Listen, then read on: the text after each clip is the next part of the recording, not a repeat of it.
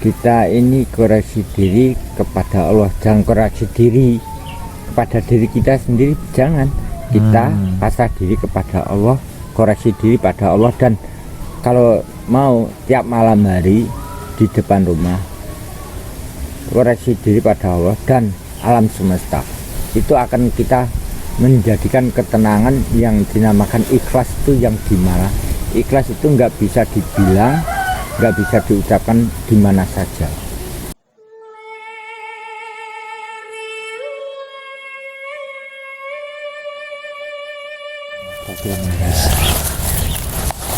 Oke, bismillahirrahmanirrahim. Atmanamaste, salam rahayu untuk semua saudaraku. Assalamualaikum warahmatullahi wabarakatuh. Hidup adalah proses belajar, dan setiap diri memiliki pengalaman hidup yang dapat kita pelajari atau kita ambil manfaatnya. Kali ini kita ngobrol bersama saudara baru saya, orang yang sangat keren, orang yang memiliki pengalaman hidup yang sangat luar biasa, yang katanya itu pernah mati suri.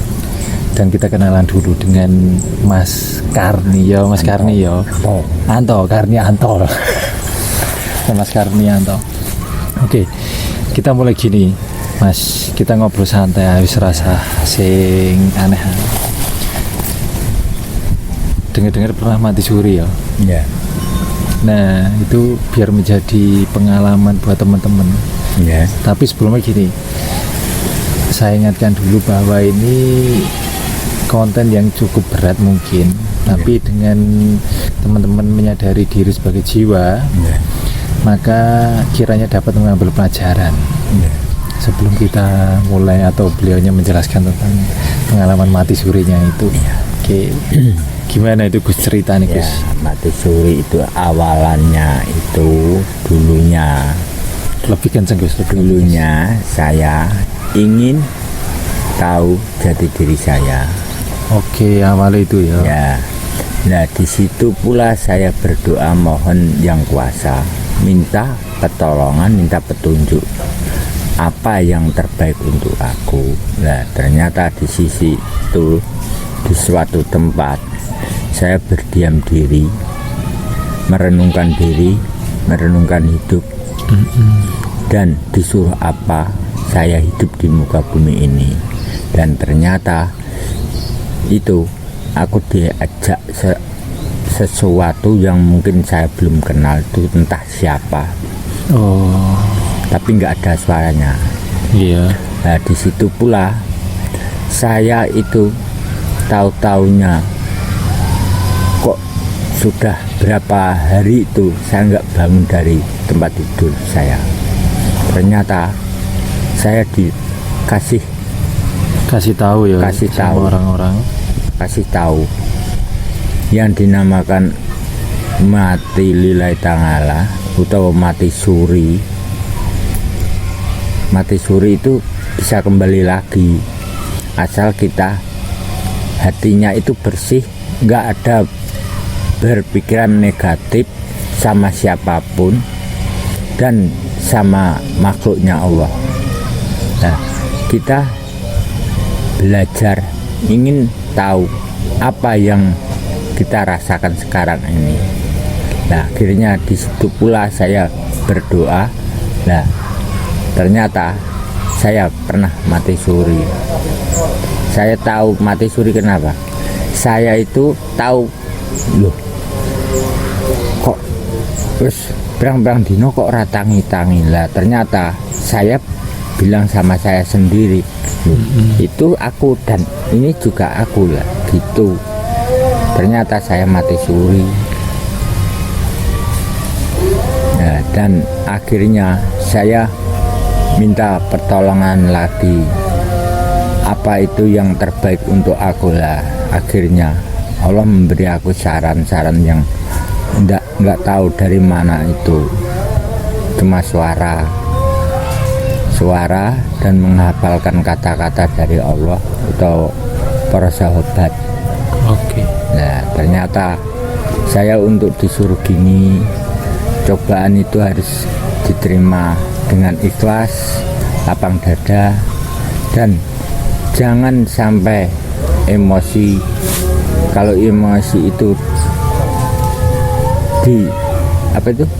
dikasihkan kepada yang kuasa lagi, karena dia yang membuat emosi dan dia yang membuat segala-galanya. Akhirnya saya merenungkan terus kehidupan saya.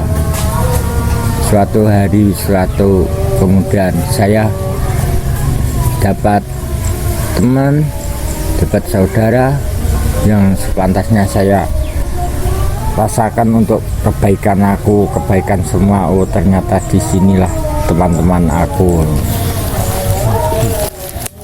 Karena sedang akan kita break dulu untuk jadi lanjut sama Om Karni. Merenungkan dulu. Kalau berbuat yang tidak jelas di sana dipertanyakan juga. Iya. Kalau kebaikan, ntar suatu saat itu juga dapat kebaikan juga. Enggak ditanya terus enggak. Akhirnya ya itu banyak orang yang disiksa. Kasihan apa yang dia buat di muka bumi. Anggota tubuh itu bicara semua, enggak bibir, enggak rambut, enggak mata, semua itu berbicara. Dan kehidupan sekeliling kita ini menyaksikan kita.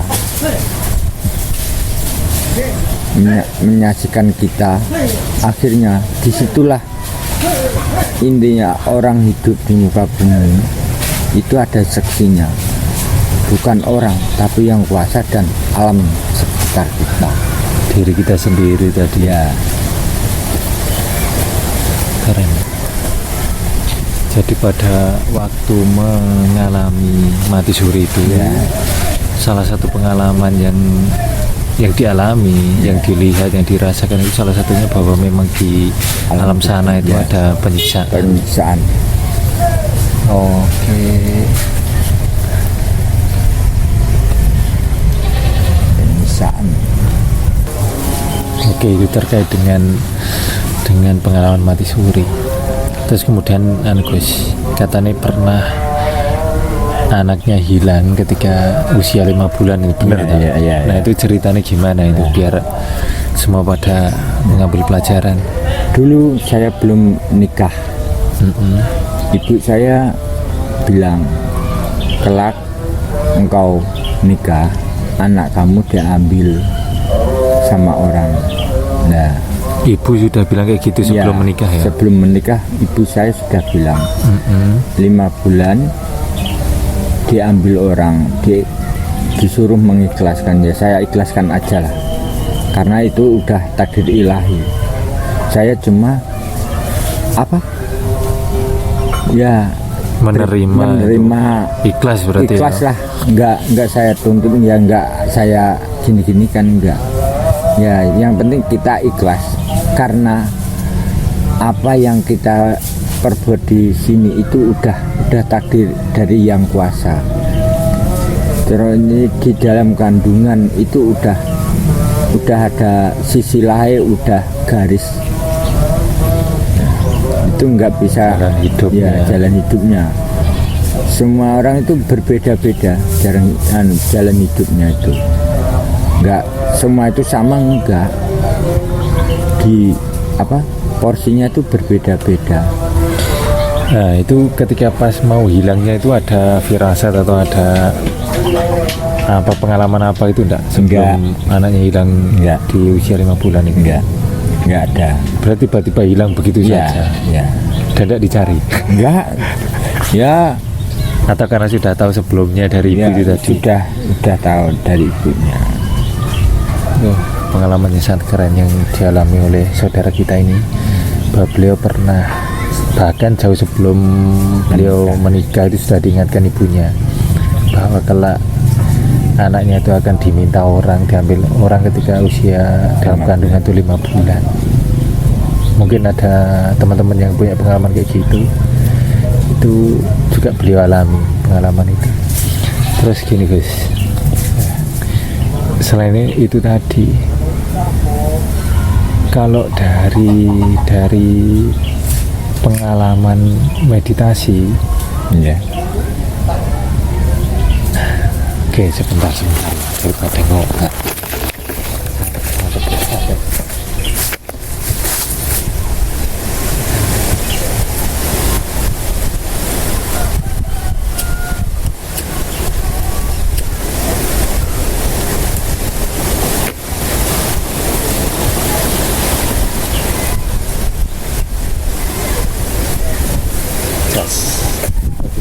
Mengerti tadi. Oh, oke.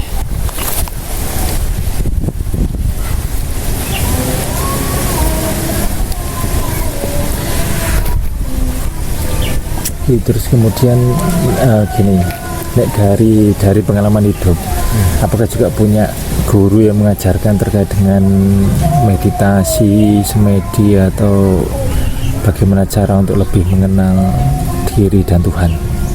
Punya guru itu ya? Itu punya guru, tapi dia cuma bilang doa toh. Ya koyo Bismillah, Falak, Anas, Kulhu, ayat kursi itu sama Subhanallah. Tuh kalau mau ingin tahu lebih jelas, Bismillah itu diulang kali terus, jangan sampai tahu inti saripadanya Bismillah itu. Ntar suatu saat berapa bulan kamu jalani selama 3 bulan, ada lagi Subhanallah terus. Nah itu ada tempatnya masing-masing. Subhanallah itu, Astagfirullah itu cuma ada tempatnya. Nah kalau sudah tahu, ntar ada yang bilang dalam diri kita, di saat kita berdoa merenungkan, disitulah kita dapat cahaya yang dinamakan cahaya dari ilahi. Hidayah, petunjuk. Nah, oke. Dan janganlah kita terpercaya dalam di saat kamu menjalankan adaptasi itu ada yang bilang gini, janganlah kamu selalu percaya, karena dia penipu. Kalau kamu percaya sama dia, Allah nggak pernah bilang, Muhammad tidak pernah bilang, itu cuma diam. Kalau Allah bilang aku Allahmu, aku Muhammad, itu bukan Allah, iblis. Itu makhluk lain yang berpura-pura ya? Berpura-pura menghantui kita.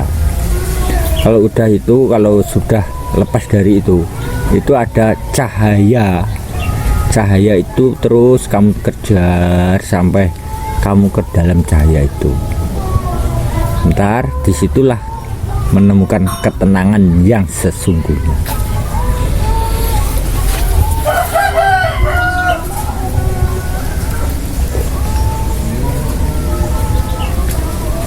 Terus untuk kalau diamati dilihat kan Anda kan sangat ikhlas toh. Itu resepnya gimana?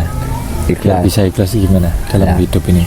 Dalam ikhlas itu bisa menerima semua keadaan, semua yang terjadi itu gimana?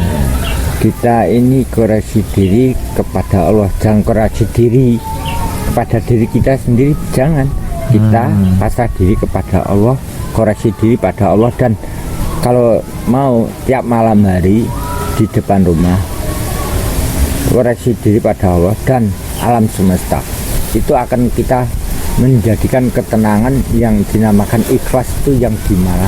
Ikhlas itu nggak bisa dibilang, nggak bisa diucapkan di mana saja. Yang tahu kita, ibaratkan kita ngasih, janganlah kamu bilang aku ngasih dia, bukan, jangan gitu. Itu podo karo nggak ngasih. Cari apa? Cari muka atau cari wah atau kesombongan, itu nggak boleh. Kalau baik kita ngasih atau kita apalah, yang penting ikhlas. Nggak bisa dibilang kalau ikhlas itu. Kalau dibilang itu bukan ikhlas namanya. Jadi resepnya biar ikhlas itu mengoreksi. Ya, mengoreksi. mengoreksi diri kepada yang sang pencipta dan alam semesta. Ya. Ibaratkan sebuah pohon ya. Pohon itu tumbang. Iya. Dia ikhlas. Suatu saat dia dikasih bersemi lagi. Nah, tuh. Keikhlasannya pohon itu juga seperti itu, juga seperti kita. Pohon tumbang itu karena apa? Musibah. Nah, kita pun juga punya musibah. Kita ikhlaskan, suatu saat akan bersemi kembali. Nggak ada yang tahu itu. Betul. Kemudian katanya juga pernah nemu keris dah. Ya. Nah, itu cerita orang ini, beliau ini itu punya pengalaman pada waktu di sebuah kegiatannya itu menemukan keris, dan kerisnya itu keren banget. Itu gimana ceritanya, Gus? Ceritanya hari Senin, Senin Selasa Rabu. Hari Rabu yang lalu mau jaring nggak jadi. Lah kedua kalinya hari Rabu terpaksa saya jaring. Saya cari ikan di Sungai Bengawan. Itu suatu saat itu kayak ada yang menyuruh, tapi siapa yang menyuruh nggak tahu. Nah, ternyata di situ saya menemukan sebuah pusakanya gini Mojopahit. Kok tahu itu dari Mojopahit? Kalau dari Barudi ya, ada teman kita namanya Barudi, dukun kondang. Ya terus. Nah, ternyata itu Mojopahit. Nah, ternyata itu keris itu buat kita semua yang mengugemi adat istiadat Jawa dan Islam. Oh, berarti keris itu diberikan untuk semua orang yang mau mempelajari kearifan leluhur dan ajaran Islam Islam dan Jawa. Kalau bisa Islam sama Jawa itu kalau bisa janganlah kita tinggalkan, karena dia nenek moyang kita.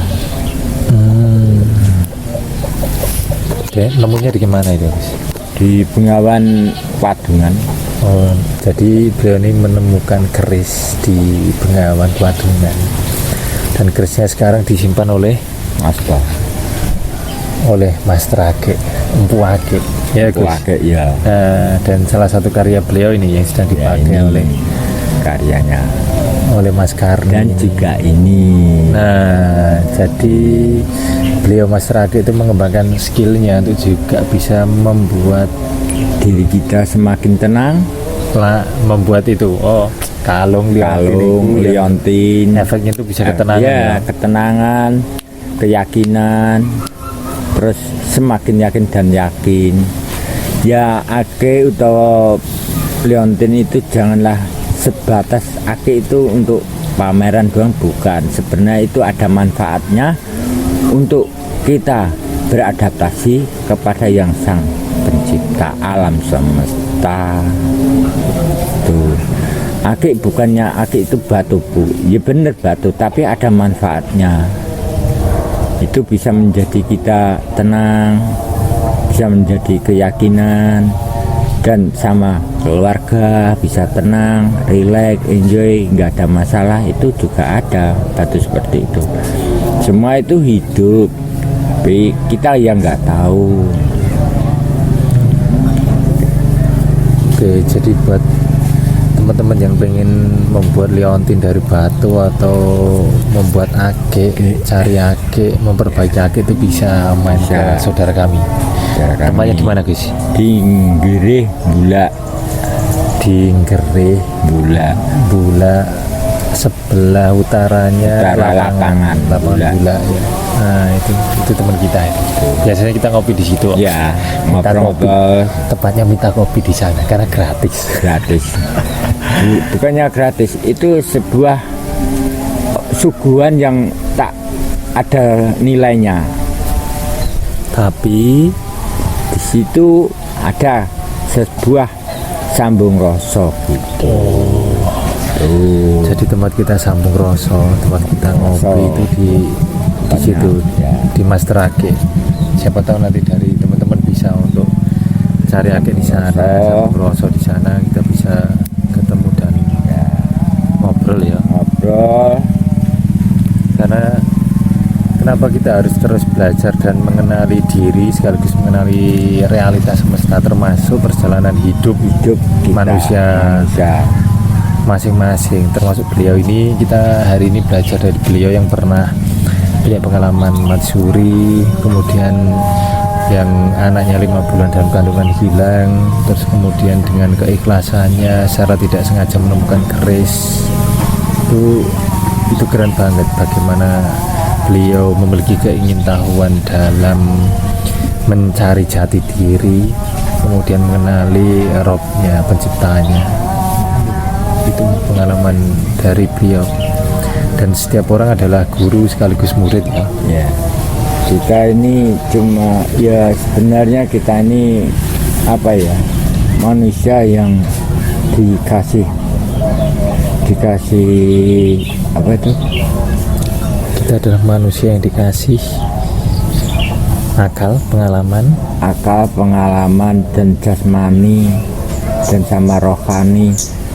Nah, carilah rohani yang sesungguhnya dan menurut kebenaran pada yang kuasa. Janganlah cari kebenaran pada orang, kebenaran pada yang kuasa sama Al-Sultan semuanya. Sahabat itu, sahabat Kanjeng Nabi, imam. Oke, terus gini Gus, punya pengalaman enggak ketemu dengan makhluk-makhluk astral atau itu yang gaib-gaib itu? Kan sering kalau malam sering keluar, beliau ini kalau malam sering keluar rumah berpetualang. Mungkin ada pengalaman ketemu. Ya, banyak, tapi dia cuma bilangnya gini, minta doa. Nah, nggak mau menunjukkan dirinya, tapi dia bilang seperti ucapannya nggak seperti kita, seperti angin. Bilangnya seperti angin. Kalau dia ingin ketemu sama orang itu pakai puasa, menjalankan puasa, doa pada yang kuasa, biar diketemukan orang yang dia mau. Tuh yang manusia astral itu juga puasa juga kalau ingin ketemu sama diri kita. Kita pun juga puasa ingin ketemu manusia astral. Sebenarnya manusia astral itu bukannya nggak jauh dari diri kita. Sebenarnya hidupnya itu bersama kita. Kalau kita tenang, rileks, dia pun juga suka. Dia keinginannya dia tenang, nggak mau diganggu ya? Nggak mau diganggu. Seperti kita yang nggak mau gini-gini, nggak mau. Tuh. Manusia astral itu hidupnya itu menerima keikhlasannya dari Allah. Karena wujudnya itu nggak sempurna apa yang seperti kita. Kita ini wujudnya sempurna, tapi kenapa kita kok masih punya? Tenang.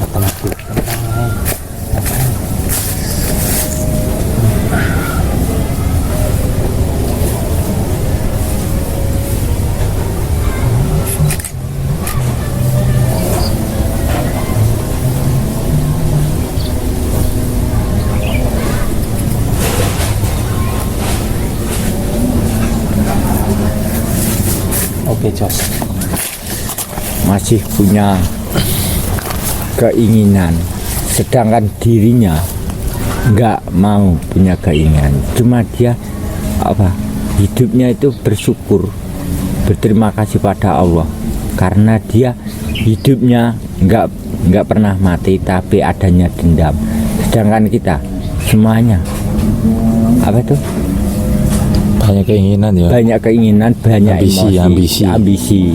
Nah, sedangkan dia nggak punya ambisi. Dia seperti kita juga. Dia ada yang nanam padi juga ada, yang jualan juga ada. Seperti kita juga, nggak beda sama kita. Ya, karena itu orang itu katanya hantu. Sebenarnya itu bukan hantu, karena dia makhluk yang ada arwah kesasar, roh kesasar, sukma kesasar. Nah, itu yang menjadikan kita bertanya-tanya, karena roh atau sukma yang bersasaran itu karena matinya enggak wajar, yang belum diridani sama Allah. Terus sebelum lanjut saya mau tanya gini guys, wetonnya apa guys? Rebo Pon. Oh, tadi beliau wetonnya Rebo Pon. Nanti di penutup saya singgung sedikit tentang energi cakra terkait dengan weton Rebo Pon. Terus gini guys, sebagai penutup mungkin ya, nanti bisa disambung lagi kalau pas ada pertanyaan atau pengen apa gitu, karena sering ketemu juga. Dari lahir sampai sekarang, pengalaman yang paling menarik apa guys dalam hidup jenengan? Awit lahir Sampai sekarang pengalaman yang paling berkesan, paling menarik itu apa? Paling menarik saya ya itu cari ikan.